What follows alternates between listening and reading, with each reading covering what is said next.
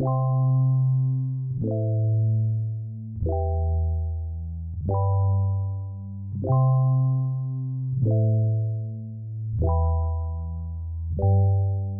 less I see, the more I wanna be alone. The world I'm in won't throw a guy like me on a bone. I'll make my own. My mind's my home. I return to earth when I make my world my own. What's up, everybody? It's time for another episode of Mondays with Matt Marion podcast. I am your host, Matt Marion. Is this too much, Matt Marion? Maybe it's a little too much. I know I've said it since the very beginning. I would like to start getting guests on here. It's just been weird with COVID and everything, but soon I will start having guests, or at least having a little interview portion on here. And so I'm excited about that. It's good to have things to look forward to. How was your week, everybody? How was it? That's obviously a rhetorical question because I can't hear you whenever you're listening to this. That'd be cool, though, if every time somebody was listening, I could hear what they were saying. But maybe I wouldn't want to hear that. One time whenever I was a long-term substitute teacher at Valley High School, I was thinking about hiding under my desk before this class came in. And then my mind started thinking, like, what if they just start talking shit about me the whole time? Maybe saying, like, really hurtful things about me while I'm under there. And then I would just decide to stay under there because I don't want them to know that I heard them say the things that they did. So I didn't do that. I didn't hide under a desk. I think I actually did a couple times, but I would pop out before they'd say something mean to scare them. Yeah, that's how I teach. I like to scare the students. So, anywho, I've had a pretty good week. I had some weird ass dreams, very, very weird dreams. I dreamt of I woke up in the middle of the night, or in my dream, I was waking up in the middle of the night, and I looked over, and there was like frogs, little baby frogs. And then there was like a normal sized frog that hopped up, and I was waking up my girlfriend in the dream, like, look at these frogs. And I was kind of thinking, like, why are these frogs in my house? Nothing, this house is pretty sealed shut. How'd they get in here? And then I get up, and all of a sudden there's a giant, like a frog the size of a cat, like one of those tree frogs, not the kind we have in West Virginia, like the really bumpy ones, but it was like a smooth, giant green tree frog walking around. And then like it started to poop. So I started trying to push it off my carpet into the kitchen so it would poop in the kitchen. And then suddenly I guess I stepped in it, and I had frog doo-doo on my foot, and I'm trying to wash it, and I go in the bathroom and water's going everywhere. And in that dream I was like, man, I hope I'm dreaming. This is ridiculous. And luckily I woke up not too far after that. So it almost frog dream turned nightmare. But luckily, your body wakes you up before you freak out too much. And yesterday, I dreamed that I'm getting ready to substitute for the next couple weeks at a middle school, and I'm kind of freaking out about it because of COVID and everything. And I dreamed that I just had no idea where the classes where I was teaching where I was supposed to go. And I ran into a woman, and I told her, like, I don't know where this room is. She's like, really? You're an idiot. And I said, oh, that's not very nice to talk to me that way. And she's like, well, I'm the principal. And I was like, oh, okay, so I guess you can talk to me like that. But principals are usually nice. That principal just wasn't in my dream. But, yeah, West Virginia there's two COVID maps, basically. There's a Stanford map and Jim Justice's, I color it whatever color I want map. I guess he just sits there with crayons and has like a blank page with the counties and just colors it in how he sees fit.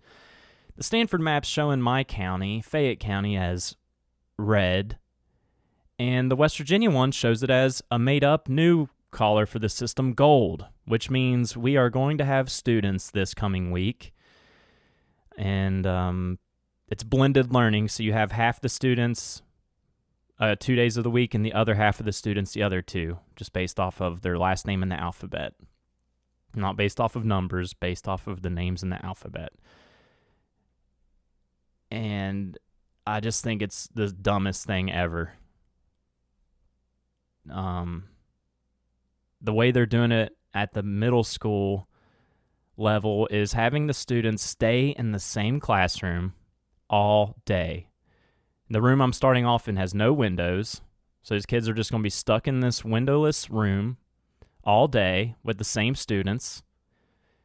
And I would imagine most of their teachers are probably just going to have them do things on the computer anyways, because we have no sense of consistency, and it's just a bunch of bullshit.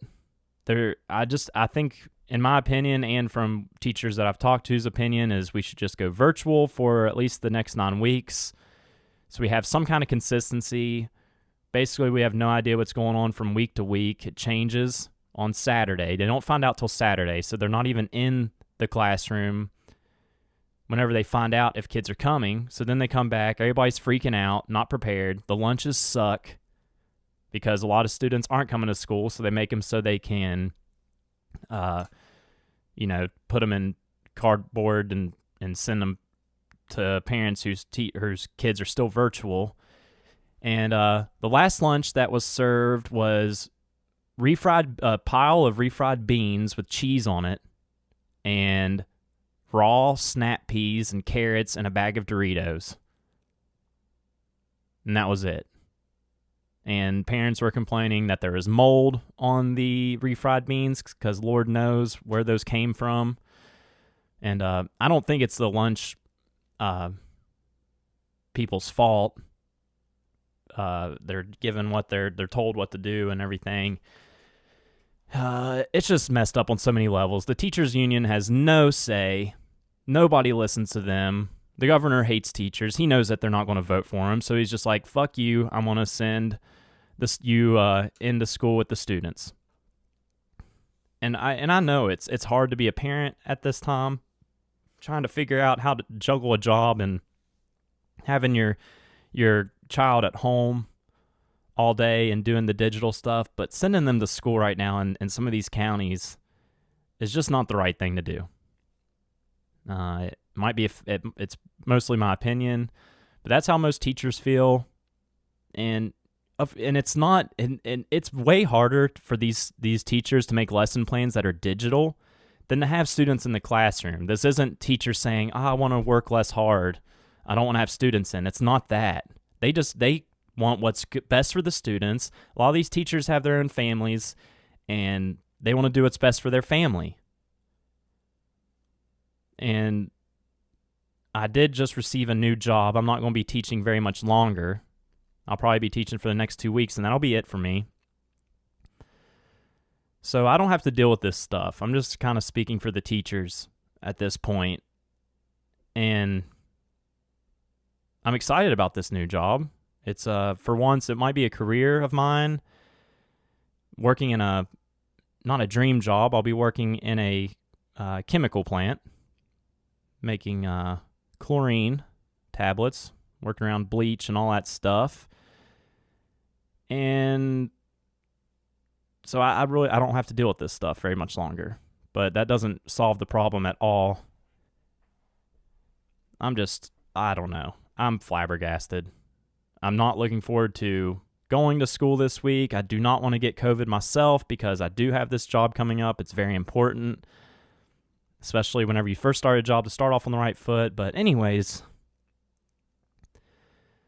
let's move on. Let's just talk about my new job, okay? So I'm going to be doing shift work. So I'll be working 12-hour shifts, 3 days one week, 4 hours the next. And I get a whole week off every month. So that's cool. So at least I have time to live. And I'm looking forward to it, man. I'm really excited. That's where my brother works. So for once, I'll be working where my brother works. And I have a potential to make a decent amount of money. Not too much at first, but I can work my way up. And it's just have some stability for once in my life. Because I've been a musician first and then a whatever job I could get second. I've really loved teaching. I'm going to miss it a lot. I definitely felt like I had a knack for it. Not necessarily for the subjects I was teaching. I had to work hard and learn. I've been teaching math mostly, so I had to relearn math, but I did think I was pretty good at it. Most of the students liked me. I am a performer at heart, so it was like every class I was on a stage and I had an audience. So I would try to make them laugh. I'd fail a lot at making them laugh, but some of them would laugh. And I think I had their trust. And West Virginia doesn't have the best education system. I mean, obviously, they couldn't get a certified math teacher to teach, a teacher to teach one of the most important subjects because, there's math on the ACT and all those exams that get you into college, and they can't even get teachers to fill those positions. But I'll talk a little bit more about teaching later. I think I got a great question later on about the teaching system. So let's get out of this kind of dark entrance. That's how last week started too.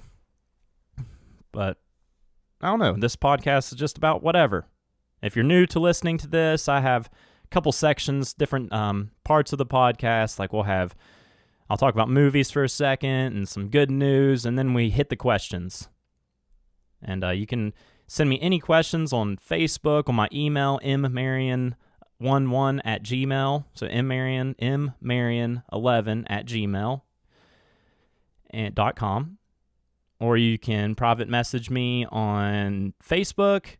I also make posts on my Facebook page as well as the Mondays with Matt Marion podcast page. So please join that on Facebook, Mondays with Matt Marion. I put these episodes out on SoundCloud, Spotify, Anchor.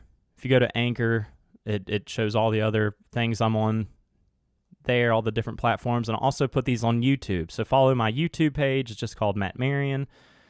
Subscribe to me on YouTube. Follow me on Spotify, and that would mean a lot. I have the option to put ads on these, but I'm totally not doing that, especially while I'm trying to gain an audience, so I'm not going to make you all listen to ads for no reason. I'd probably make like a nickel an episode if I was lucky, but I'm really trying to get my listeners up. So if you're enjoying this, I know a lot of you guys are. It means so much. Every week I gain new listeners. I'm sure I'll lose listeners too. I had somebody, because I had Ryan Krofcheck asked the question about nooks and crannies, and if a butthole was nooks and cranny, and then I talked about my own butt, and so I might have lost some listeners last week. But I did want to address that, the nooks and crannies thing. He's like, what's the best way to deal with nooks and crannies? A fork? A spoon? And then I realized we would eat those English muffins called nooks and crannies, and the best way to get two parts of the English muffin, to break it into two parts, is not to cut it with a knife, because that just makes it flat and you lose a lot of those nooks and crannies. So what you want to do is poke a fork around the perimeter of the English muffin, poke all around, and then rip it apart. And then you have all these jagged nooks and crannies in there. That's how you want to do it, folks. Okay? So I think that's what Ryan Krofcheck was kind of getting at, and I was just too dumb and thinking of that question too literally. So I really wanted to address that. That's been weighing heavy on my mind all week. Been losing sleep over it. So let's get on with this format. Call it a format. Formatt. How about that? I know. Yeah, it's just last week it was, oh man, my computer's about to die. I'm going to plug this charger in. Last week I had a few drinks before the podcast. Usually that was the only time I've kind of gotten a little drunk doing the podcast, but it was a good episode. I think people liked it, like getting this different version of me. But this week you got coffeed up, Matt. I will say this podcast might be getting a little bit more honest on here, okay? Because for one, I'm not going to be a teacher anymore, and I definitely, I mean, it sucks to say, but I was kind of afraid about losing my teaching job if I talked more about my history, especially with my experiences with the band. I'm not a bad person or anything, but I just didn't want, kids be like, oh, Mr. Marion used to do this and used to do that, and then they tell their parents, and then before you know it, I can't get a job anywhere teaching. But now that I'm working at a chemical plant, I have changed different aspects of my life, and but I think I can be a little bit more open about things. So you could look forward to that, me being a little bit more honest on here. And so let's get into this thing. Let's go ahead and start with movies with Matt, okay? And I kind of messed up. I think I told you all a few weeks ago, and guys, my memory sucks sometimes, okay? But I told you I'm going to watch that Bill and Ted Face the Music, the new Bill and Ted movie. And it took me a couple weeks to watch it, and I did watch it last week, and then I forgot to tell you guys I watched it, but I want to talk about that. Bill and Ted's Face the Music. So it's the newest installment of the series, and I think it's really the last one. I don't think there will ever be another one. There hasn't been one since like the 80s. But I loved Bill and Ted growing up, both of them, Bill and Ted's Excellent Adventure and Bill and Ted's Bogus Journey. And now they have 2020's Bill and Ted Face the Music. And IMDb describes it as, once told they'd saved the... Gosh, okay, Matt. Let's calm down. Once told they'd save the universe during a time-traveling adventure, two would-be rock stars from San Dimas, California, find themselves as middle-aged dads still trying to crank out a hit song and fulfill their destiny. So yeah, I don't want to spoil it too much, or even the past Bill and Ted's if you've never seen them, but basically they're just two rocker dudes that have their band Wild Stallion that's, mostly they're just a garage band at this point, but all of a sudden a gentleman comes from the future and tells them that, hey, you guys are going to write a song that's going to save the world and unite us all and bring peace to the world. But you find out in Bill and Ted's Face the Music that they're getting older and they still haven't written that hit song. They're doing all right for themselves and stuff. They're still married to their princesses, but they both have daughters now. And I really don't want to give too much away. I want you to watch it because it's really good. And it's an original story. They don't throw too much stuff in your face, like redo jokes from other movies, which I feel like a lot of movies that are trying to come out like way later recently, like they just constantly redo jokes and stuff like that. Like, and I hate to say it, I love Kevin Smith, but I bought the Jay and Silent Bob reboot movie that came out this past year, and it was okay, but it was really just a bunch of recycled material from the other movies. Nothing really too original about it. So I was pretty disappointed in that. It's still worth watching if you love, Jay and Silent Bob movies. But still disappointing overall. But yeah, check out Bill and Ted Face the Music. I think you'll like it, especially if you've liked the Bill and Ted movies of the past. Also, I always talk about a bad movie. I did watch a bad movie. I don't even think it's worth watching, though. I just watched it because How Did This Get Made podcast, I covered it. And it's Transformers Revenge of the Fallen. So it's the second installment in Michael Bay's Transformers movies, and it sucks. It's just, I don't know, man. Transformers could have been so cool, but it's just like a CGI mess. It's just like really fake looking CGI.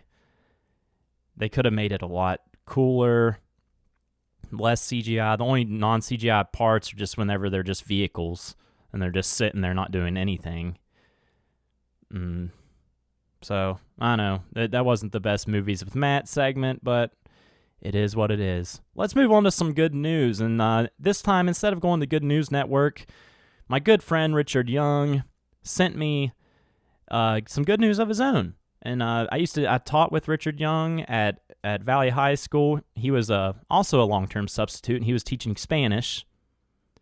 So I know he told me, he's like, yeah, I never thought I would find myself teaching Spanish, but here I am. And that's the life of a long-term substitute, ladies and gentlemen. You just fill whatever position they need you to fill, despite your history in that subject, because they just need somebody in there. And we can't get teachers because they don't pay them enough, but we'll get to that later. Anyways, Richard Young is he's one of the nicest people I ever met. We both had lunch duty together, and that was my first year subbing, and we just were like, we're partners in crime. You know, we had each other's back. And I had a really good time working with him, and now he's already left teaching. I'm getting ready to leave substitute teaching. And so he's doing well, but he runs his ass off. I've seen him running all over the place down in the valley. I know he comes up to Fayetteville and runs, and he's got some cool news, man. He says, hey, I got some news about me. I'm doing a 100-mile race on November 7th. It's in the New River Gorge. Basically, it's from Ace to Ansted and back, with stops in Thurmond, Kennard, Long Point, and underneath the bridge on Fayette Station Road. And that's not the only thing they are doing. They are doing a documentary on West Virginia's first 100-miler, and they are featuring me as one of the runners. So I will be doing an interview talking about the race and things. Man, that's awesome. I always just call him Mr. Young. But, man, that's awesome, Mr. Young. 100-miler. That is hardcore. And I know he's been running like 40 miles at a time, getting ready for this thing, so he's going to be prepared. And I respect that man so much. The dedication that would take to running, it's safe to say I will never do a 100-mile race. You're definitely in a group of few, and I really wish you the best of luck. I might be out of town at my new job by November 7th, but if I'm not, I will be at one of those stops and cheering you along the way. All right? So best of luck to you, Mr. Young, on that race. All right, let's go ahead to questions, folks. Got a lot of good questions this week. Some thinkers. Might take me some time to answer these because I didn't put too much thought into some of them beforehand, so we're just doing this on the fly. And this first one's a doozy from my man, Sean Maloney. I worked with Sean at Mountain State Brewing Company. Always a good dude. Moved away at one point, came back. He is from, I believe, Long Island. First person I've ever met from Long Island. And he says, yo, dude, just checked out your podcast. It's awesome. Well, thank you, Sean. Questions for you. If you have to pull off the perfect bank robbery with 4 TV characters, who would you choose, and what will their tasks be during the robbery? If you could have a superpower, what would it... Okay, here's his other question. If you had a superpower, what would it be, and what would your superhero name be? Describe your perfect pizza. Wow, so you snuck in 3 questions in there, didn't you? All right, so let's get to this bank robbery, all right? So I guess I'm like the mastermind. I have to put a team together. Classic situation. And TV characters. Well, for some reason, my first thought is Pee Wee Herman. Okay? He had his show, of course, Pee Wee's Playhouse. And I would send him into the bank for distraction. Because he'd come in there and like, I want an open account. Haha. And then they would say, all right, well, what do you want? Checking your savings. And you go, ah! He's like, savings is the word of the day. And everybody's just freaking out in there. So it's a huge distraction. They have no idea what's hitting them. And then, gosh, I have not put much thought into this. TV characters. Could they be superheroes? If I could get TV characters, this is a throwback way to the early days of Nickelodeon in my life, but I would get Alex Mack from The Secret World of Alex Mack, because she could turn into liquid and like go into, slip under cracks. That's all it was about. Like, we can't get in here, so Alex Mack would turn into liquid and go into a different room, so she could like sneak in there and into the safe and stuff, and even she could do like some recon, like getting the information about it, like sneak in there first and see what's going on everywhere. And then 4 TV characters, so that's 2. I feel like I'd get Walter White from Breaking Bad, just because he could concoct some crazy, like, he's that chemist, so he could come up with some explosive things using chemicals and whatnot. And then I wouldn't be very good at this. We probably would fail. Who would be my other character?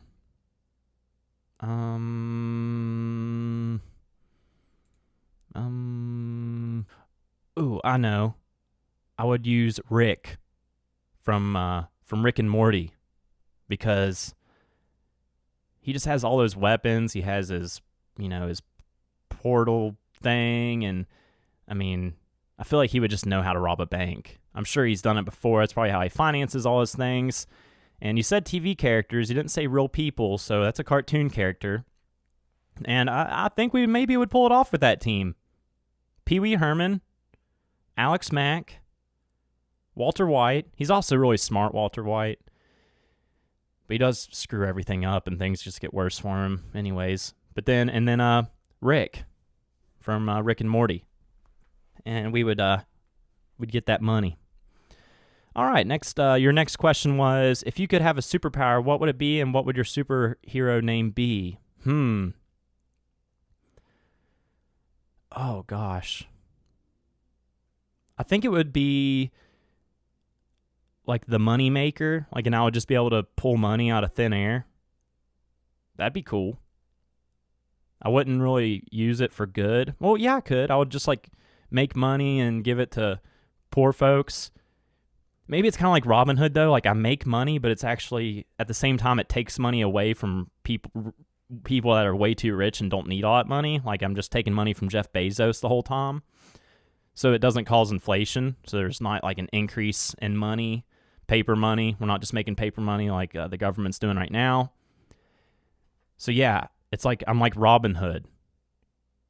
So Robin Hood, the money maker, would be my name.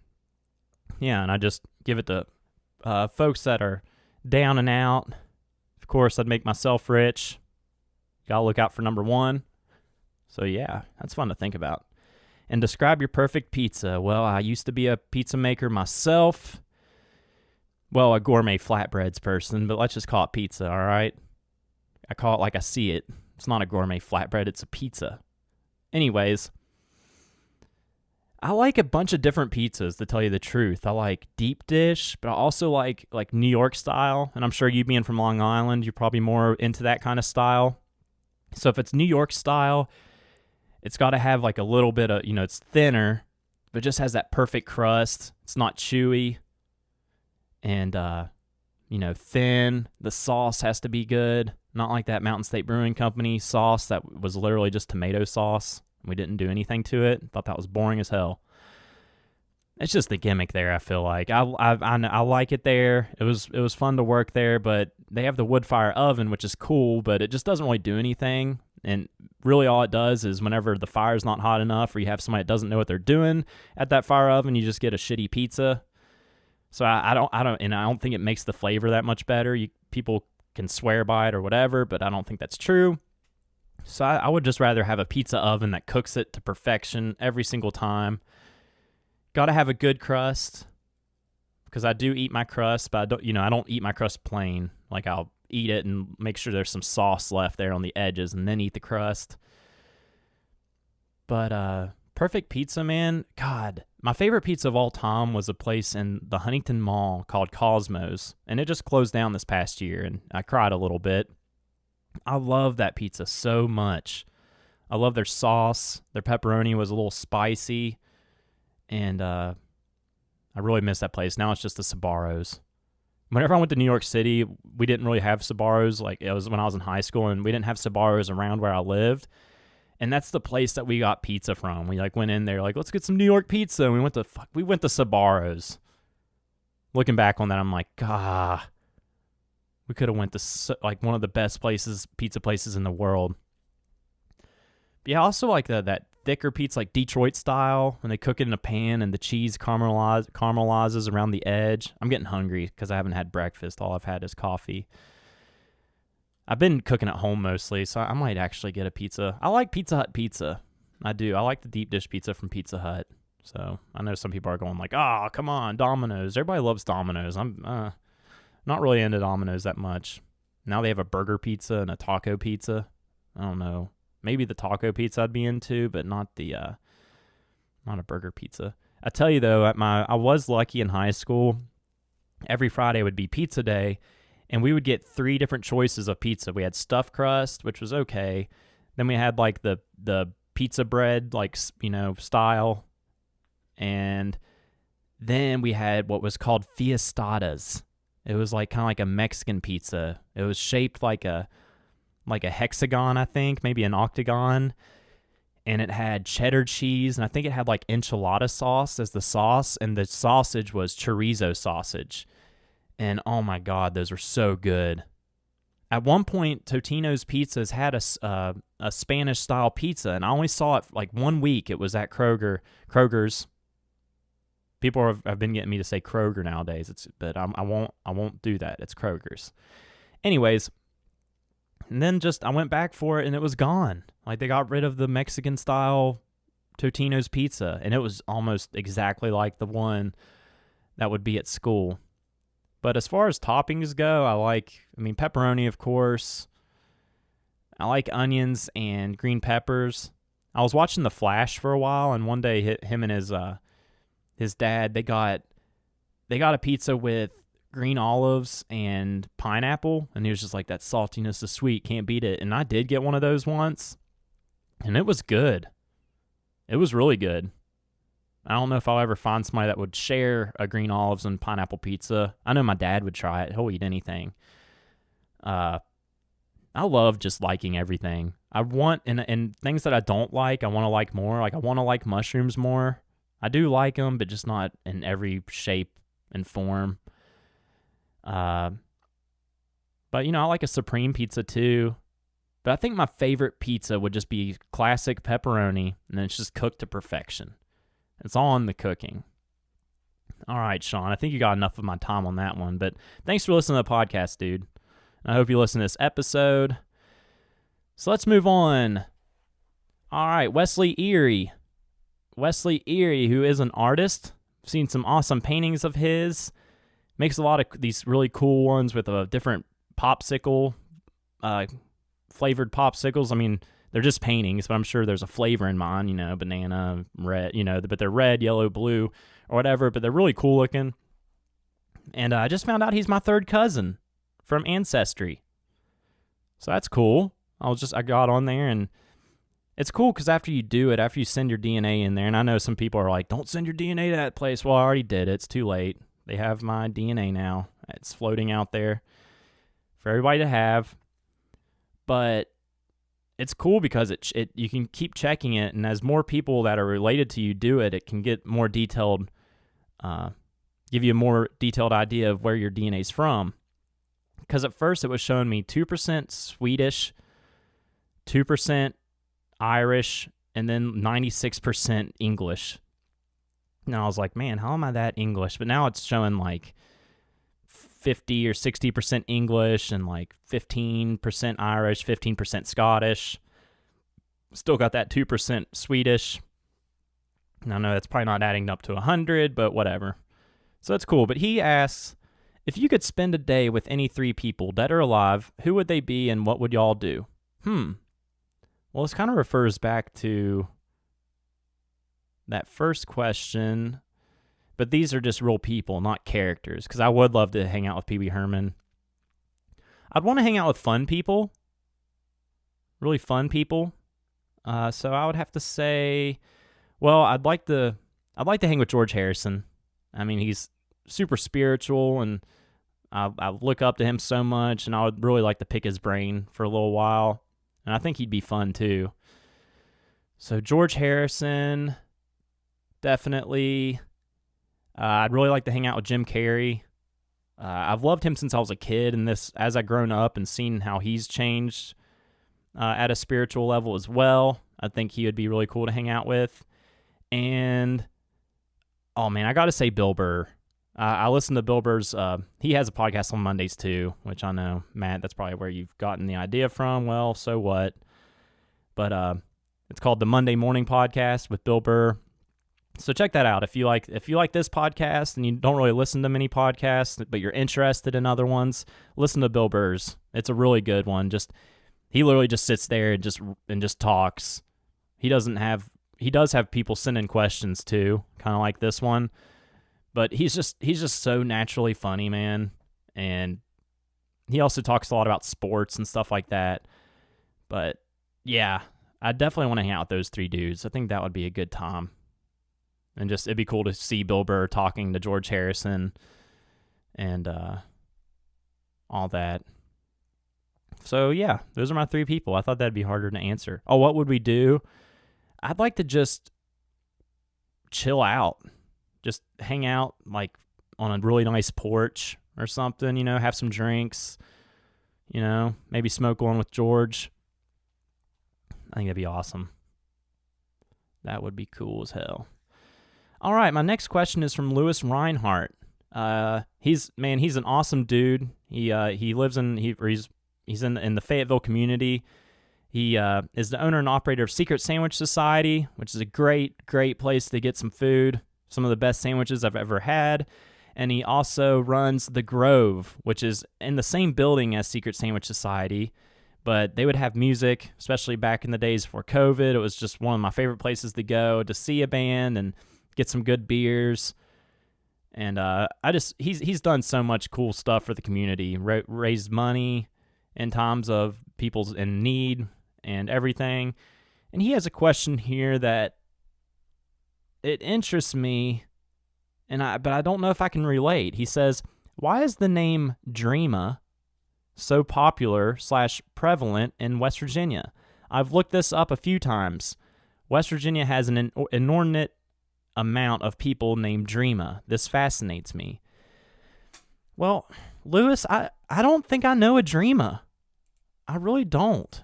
I'm going to go to Facebook and just see if I'm friends with any Dreamas. But I am not familiar. Dreama. I'm a dreamer. People. I'm not friends with any Dreama. There's one I have some mutual friends with. Where's she from? Yeah, I think she's from West Virginia. Okay. Here's another Dreama. I don't know if this is a real person. It's just a picture of a butt. And she sells Ray-Bans. Yeah, this isn't a real person. There's a fake Dreama. Here's another Dreama. 4 mutual friends. About? I think she's from West Virginia as well. Okay. Let's look up what about this Dreama? This looks like the same Dreama from the first one, though. I'm not friends with any of these people, so I don't know. I can't see their about stuff. Gosh, that sucks. I'm trying to snoop in these people. There's a Dreama from Clarksburg. Dreama, Fayetteville. I bet you're the one mutual friend, aren't you? Let's see if you're... No, you're not the mutual friend, so there's a Dreama that you're not friends with there, Lewis. There's another Dreama probably from West Virginia. Dreama Polka. Dreama Hurricane. Dreama Park, or in West Virginia University. There's a Dreama from North Carolina. There's a Dreama from Virginia. Dreama from West Virginia. Dreama from Charleston. Wow. You are onto something, my friend. Dreama Magnolia. Dreama Golly Bridge. Dreama Polka again. Wow. How have I not met any Dreamas? I never went to school with a Dreama. Never met a Dreama. So Dreamas, hit me up. I want to be your friend. Lewis, I'm sure you know like so many people, especially from running the Secret Sandwich Society and having these connections around the community. But that is bizarre. A majority of these Dreamas on Facebook are all from West Virginia. Wow. Yep. St. Albans, Cross Lanes, Witcher. Oh my God, Gilbert. What in the world? Huh. It's almost more bizarre that I haven't met one. Yeah, dude, I can't answer that. I know there's a lot of Nevaehs that have been around, been born like from, I don't know, a teacher's telling me like there's just been so many Nevaehs, students named Nevaeh, it's heaven backwards, hor, I feel like heaven backwards means hell, but I don't know, that's just me. So yeah, good question, man. I might look further into that. I know you've done some research of your own. Maybe we'll do a documentary of that sometime. All right, let's move on. Jerry Drennan Jr., amazing glass blower. He's been blowing glass for the past, I think, 3 to 4 years. And, man, he's getting better and better. His stuff's awesome. He's very artistic, very creative. And he says, and his glass company is called Crag Hunter Glass. So look him up. I know he'll do custom pieces for you and that special person in your life. And he says, what is your favorite type? Oh, he makes these really tiny vases. I thought that was so cool. Or vase, however you want to say it. I say vase.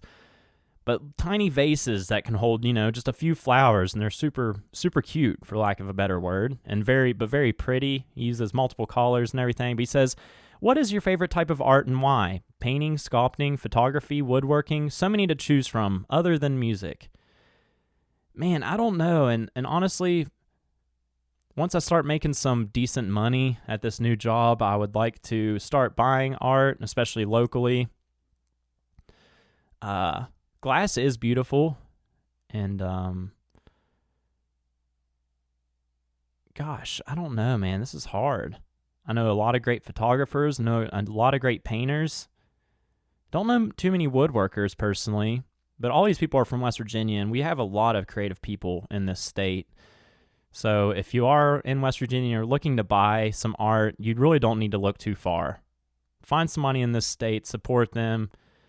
It's hard enough being an artist in this state with not as many people.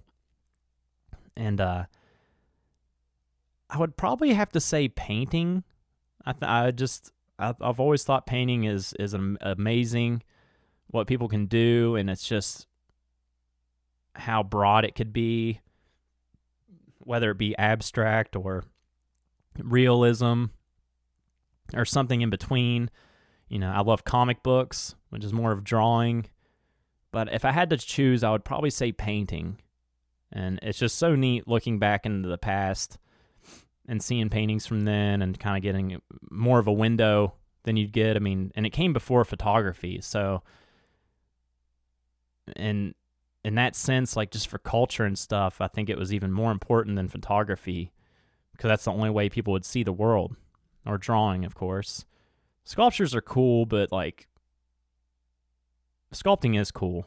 Something that I learned about sculpting was that, like, I don't know if they all say this, but a sculptor will have a chunk of, whatever they're working with, granite or wood or mud or whatever.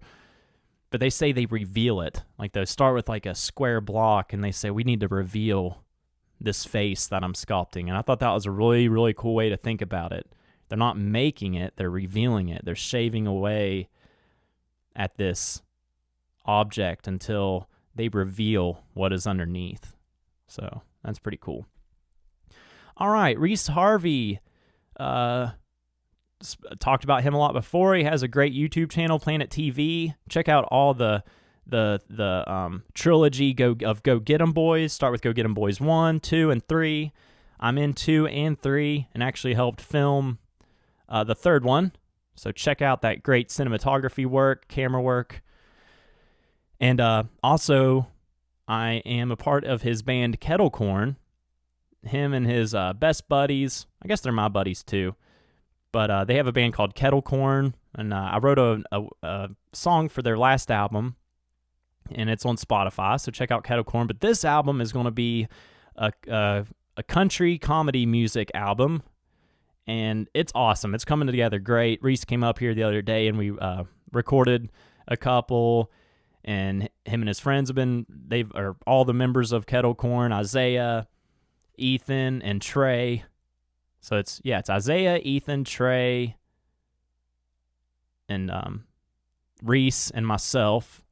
But Reese is kind of the mastermind behind all this and getting his boys to write some tunes. He's getting me to write tunes because I honestly haven't written too much. And it's hard to write a serious song for me. It's very hard. But he's given me this outlet to write funny songs, and that's kind of more up my wheelhouse. So we both wrote a song I talked about last time, but Mud is So Cool. Can't wait for y'all to hear that one. And it was really fun working along with him and coming up with the lines. We literally wrote it together. So it was very, just very fun. And but there's a lot of great tunes that he's been writing and his friends have been writing. It's been great seeing them get creative, and they're just great people in general. But he says, "What the hell are you about to dress up as for Halloween?" Well, is Halloween canceled this year? Like, what the heck? I mean, I could just dress up in a costume and hang out at my house. Maybe have a couple people over or something. But, dude, I haven't really thought about it. If Halloween wasn't really canceled this year, I'm sure we'd have a lot of Tiger Kings and Carol Baskins. But I don't know. I feel like I did come up with a Halloween costume not too long ago, but I don't know if I'm going to act on it or not. I really don't know. I don't know what I'd be for Halloween. When I was a kid, my mom talks about it all the time, but I would just freak out around Halloween. The whole month of October, I'd start thinking about what I wanted to be, and I would just I would change my mind. I was pretty lucky growing up. Like, my parents would get me a costume, and then I'd be like, I don't want to be this, but I'd still have that costume, which was awesome, because I like dressing up as different characters all the time. But then Halloween would come, and I would, like, last second, like, have a new costume, and then I'd wear it out, and then when I'd come home, my mom would say, like, I'd be upset, like, oh, this costume didn't work that great. I wish I would have been this, and I'd be upset. So it's always been really hard for me to come up with a costume. I'm always jealous of somebody else's costume. Like, man, I wish I would have thought about that. That looks fun. Looks really fun. I really want to be RoboCop. I want to get like a whole RoboCop costume, which would be hard to put together, but man, that'd be fun. Honestly, Reese, and from those videos, he has all these badass Power Ranger costumes, so I kind of want one of those. Because the helmets actually have a back and a front, and I just think that's so cool. That's all I wanted when I was a kid. I wanted a Power Ranger helmet that had the front and the back, but we just got the cheap ones with the Power Ranger in the front, so your head was exposed, the back of your head. So yeah, maybe I'll be a Power Ranger, Reese. Maybe I'll come and steal one from you and beat you up. All right, let's move on to the next one. Evet Sim. Check out his amazing music on SoundCloud under Sue Evets, S-U Evets, E-V-E-T-S, Sue Evets. Really awesome music.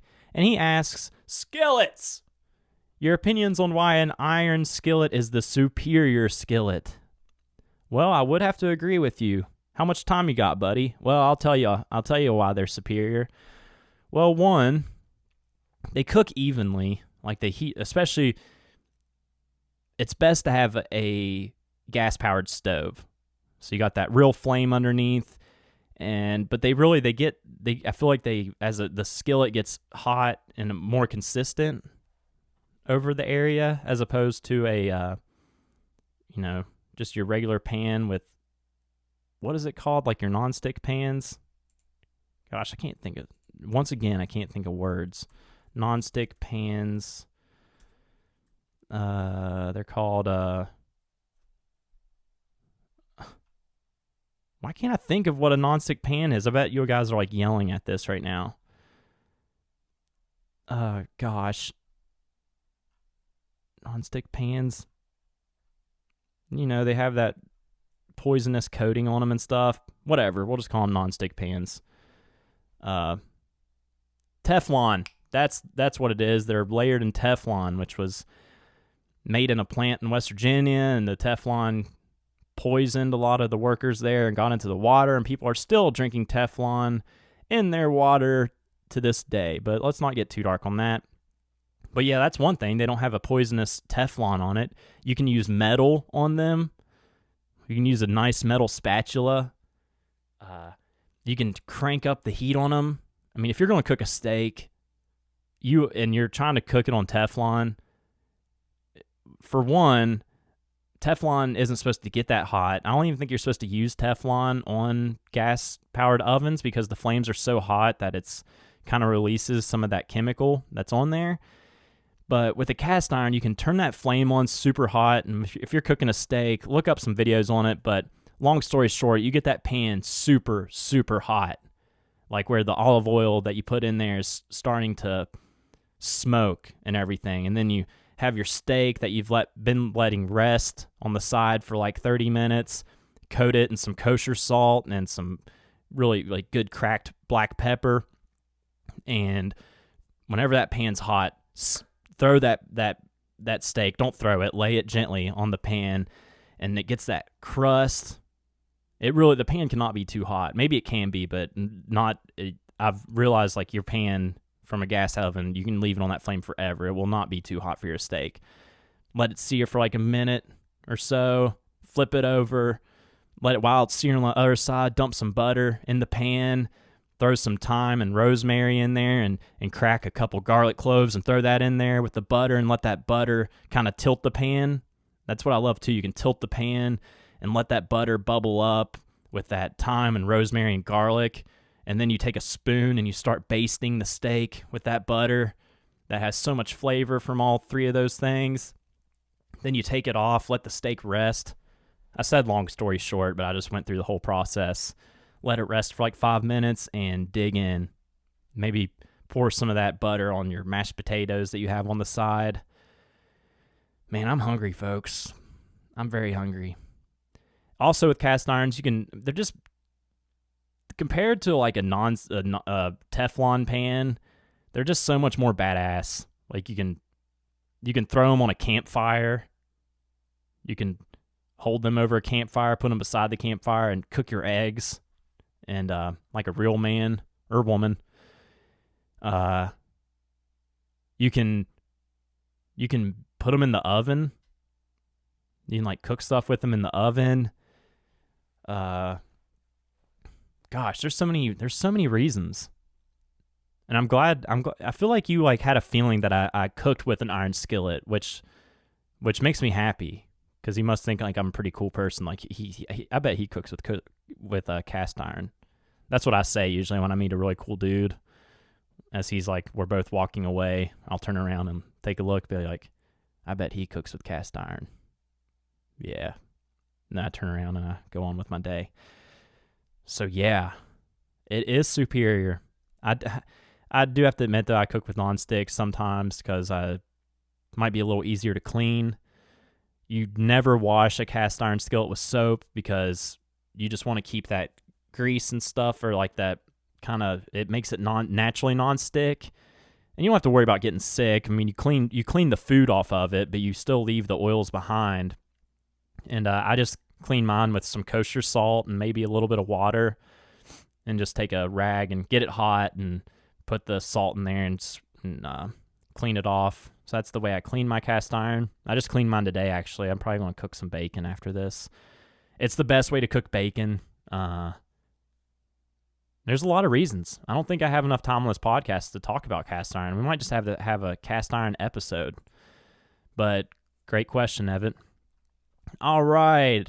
Question from my man. Somebody I really looked up to him for years. Andy Tuck of the band The Greens. Great rock and roll trio. He is an encyclopedia of rock and roll. I saw he just read a book on some rock and roll, and he does online streaming as well on Facebook, like all the time, playing tunes for folks. And he's just like I don't know, the way he plays, he's just like a blue collar musician. I don't know. He just gets into it. He's getting all sweaty, and he can sing for hours. He just knows all these tunes, and his original tunes are awesome. I've talked about how the Greens are a big influence on Fletcher's Grove to start in Morgantown. Whenever we moved up there, the Greens were definitely the band of Morgantown, and they're just so fun. I really miss going to 123 and watching the Greens, having that Black Label, and just watching Andy get down because he puts his heart and soul into everything he does. He's a real musician. He's a real rock and roller. And I love you, Andy. But he says, have you ever heard of the percussionist named Big Black? He played on a killer Freddie Hubbard jazz album called Blue Spirits back in the 60s. One of the songs is in 7/8 time signature, but it does not seem to bother him. I have problems playing in 7/8. I always want to hit that last beat on 8 instead of go back to the 1. After that 7. Why do people put songs in 7/8? Just to do something different? Well, man, in all honesty, I had not heard of Big Black, and I'm pretty embarrassed to say I haven't done much listening to other percussionists or learning about them. It wasn't like I grew up my whole life saying like I want to be an auxiliary percussionist. It kind of found me, and by now I love it, and I've kind of just done my own thing.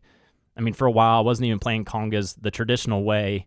Luckily, I talked about that a couple episodes ago, and started really digging into my congas and learning how to play. And now it's that much more. It's so much more fun to play with the kind of traditional technique. But whenever I do see bands with percussionists, I do admire them. But I never have listened to Big Black. But after you asked me this question, I looked him up. And I watched an awesome video that just blew my mind. It's him talking about, playing organically and being able to improvise as a percussionist. But then it showed a tune from, they call it the Big Black Organic Orchestra. And it's amazing. He starts off playing his congas, and he's doing all this really cool tapping stuff. And then all of a sudden the orchestra starts coming in with these hits.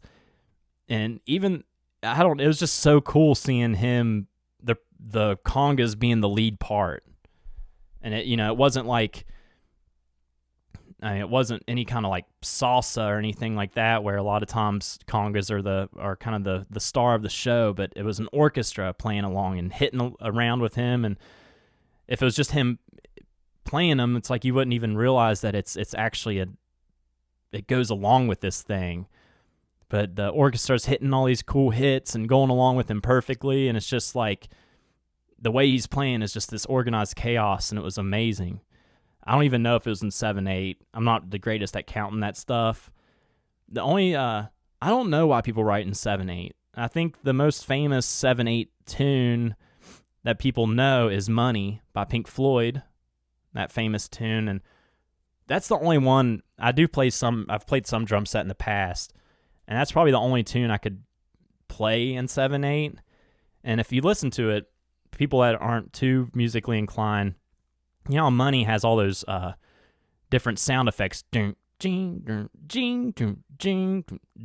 know all those sounds sounded the same, but there's 7 of them. There's 7 different sounds, and that's how you count. Just 1, 2, 3, 4, 5, 6, 7. 1, 2, 3, 4, 5, 6, 7. Which is weird because it's an odd number. Most songs are in 4. So it's just 1, 2, 3, 4, 1, 2, 3, 4, and you can clap on the 2. 1, 2, 3, 4, 1, 2, 3, 4.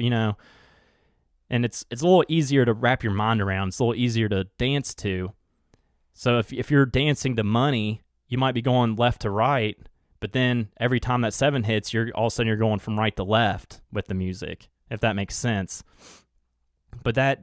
So Money, when you're playing drums on it, it's systematic. It's kind of cut and dry because he just hits the cymbal twice at the end, then goes right back to snare. So it's like boom chick boom chick boom chick chick boom chick boom chick chick boom chick boom chick chick.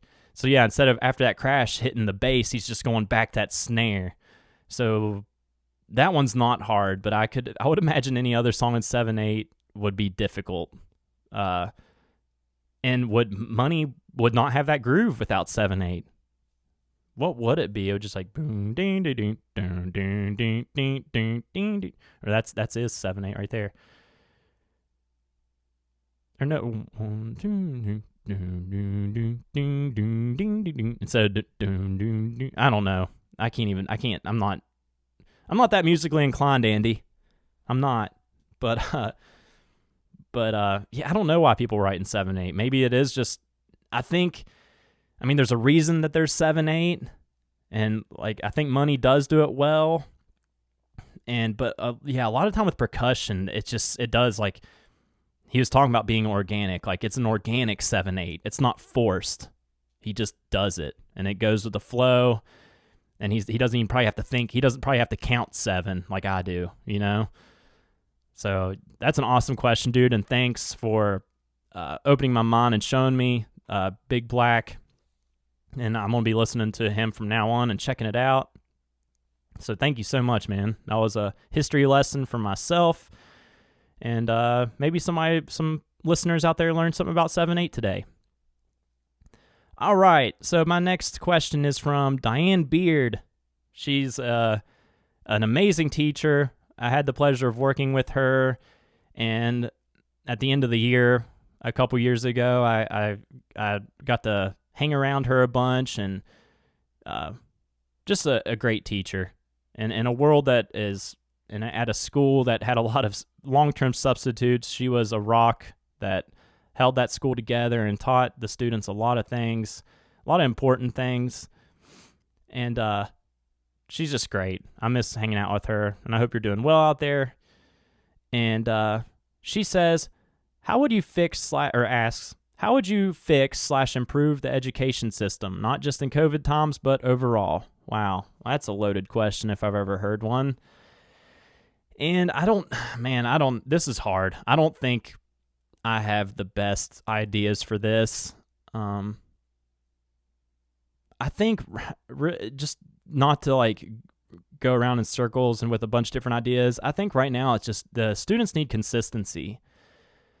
I think it's a shame that there are positions for long-term subs, so kids don't have the consistency of having a certified teacher that really knows the material inside and out to be there for them, as opposed to having a teacher like me where I'd get questions from, brilliant students, and they'd ask me questions that I couldn't answer, and I'd have to let me look this up. I'm going to have to Google it, and hopefully I can find an answer for you.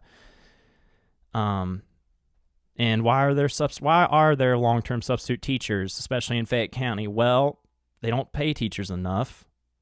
I wish there was an incentive to get teachers to fill these positions that are needed so much. They pay math teachers a little bit more because of this, because it's a hard position to fill. But it's just no excuse. The fact that one day I might make more than double a teacher's salary working at a dang chlorine bleach chemical plant, that alone is kind of strange. And my benefits will be better than a teacher's. It just isn't fair. And I don't think there's enough value put into the education system, and just the inconsistency. Right now with COVID, it's super inconsistent. The kids are mostly virtual, but then they're coming back, and it's not going to be virtual. But then if we turn red, they're not going to be virtual again. So then it's just inconsistent as heck. Super inconsistent.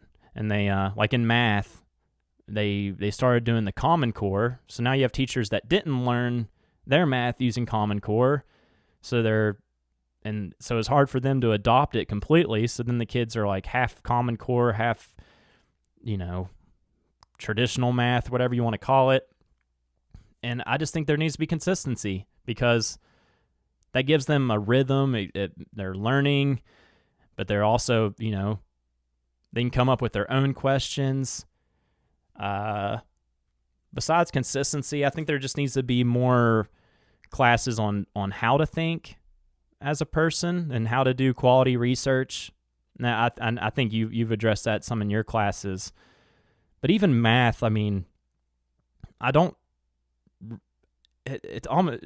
know if they really need to learn this stuff. They do have to learn it because they need to get a good grade on the ACT. I think maybe some of that stuff should be thrown out the window, these standardized tests, because it forces teachers to teach a certain thing and maybe arguably not even important things. A lot of people learn mostly, they learn most of the things on the job. You learn so much when you're on a job. And I almost feel like math, like we should be teaching them more, like it should be more of like how to organize your thoughts maybe, and how to, not just puzzles, but somewhat solving puzzles and being able to think critically about something. And that's a tough question. And I haven't been in education that long. I mean, besides being in the education system as a student, but as a teacher, as a long-term sub, I've literally just had to take a month-long class that was really just like an hour of my time each week. And then you're a certified teacher. You just had to have a degree in anything. I'm thankful that I got to have a job, but at the same time, I don't think there should be a job opening like that for a math teacher or Spanish, I think, so I guess in a nutshell, I would have to say we need more consistency in the education system. I went to Hurricane, which was it was a very good school, and then I went to other schools in Fayette County, and that's when I quickly realized, wow, all public schools are not the same. They're not treated the same. They don't get the same, even like quality lunches when it comes to that. And I just think it's a shame. I think a lot of these students are getting cheated just because they're born in a certain area. They have a different quality of education. And I think that's a load of horse shit. Excuse my language. But, yeah. We just need more consistency across the board. A kid in West Virginia should be getting the same public education as a kid that's in San Francisco. And they don't. These mountains, throughout history, we've been late in the game. It used to be our mountains that are holding us back, and from people even coming in here and giving us more culture. And now, West Virginia doesn't even have internet across all of the state, and we're begging for funding so everybody can have access to the internet. Hopefully that changes soon, but it's unforgivable for the students that are in school now and what they're going through and not having that stuff at their fingertips. So I might answer your next question about being a musician in West Virginia next week.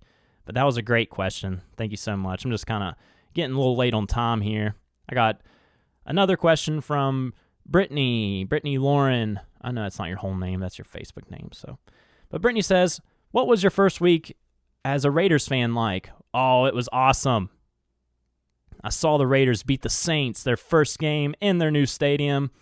If you didn't listen to last week's episode, I am adopting the Raiders as my favorite team, and I've already bought a hat. I bought a face mask, so it's official now. That's in West Virginia. That's how it is. You just pick a team, you buy some of their merch, and you are now a fan because we have no professional teams here. But it was awesome. I tell you, it was more fun being a Raiders fan this past week than a Mountaineer fan because Mountaineers lost to Oklahoma State. Just made a lot of mistakes as a younger team.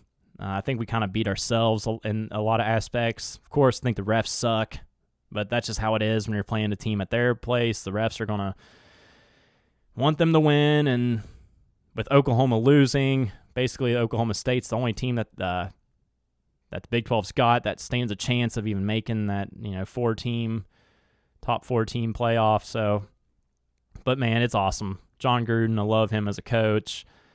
Love the colors of the team, and they're playing the Patriots right now, and of course it's on CBS, but being in West Virginia, you don't get that channel, so I'm getting the Steelers game. But I think I'm actually recording the Browns and Washington Redskins game, so I'm going to watch that after this podcast. Guys, that's it for today's show. I did have a band story time, but I'm going to save that for next week because it's a good one, and I don't want to rush through it, and I don't want to keep you guys too long. But thank you guys so much for listening. Hopefully I have some new listeners. All you that have asked questions, I will send you a direct message saying I've answered your question. And hope you listen. Please share this, guys. Trying to get more listeners.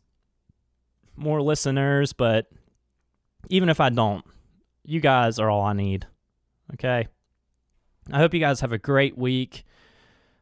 Teachers, best of luck to you this week. Just hang in there.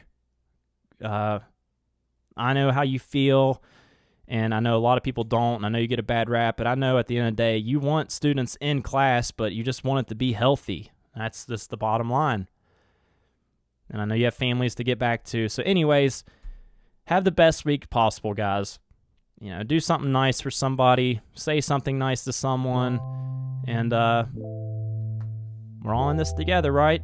If y'all need anything, hit me up with some questions for next week. Love you guys so much. Goodbye.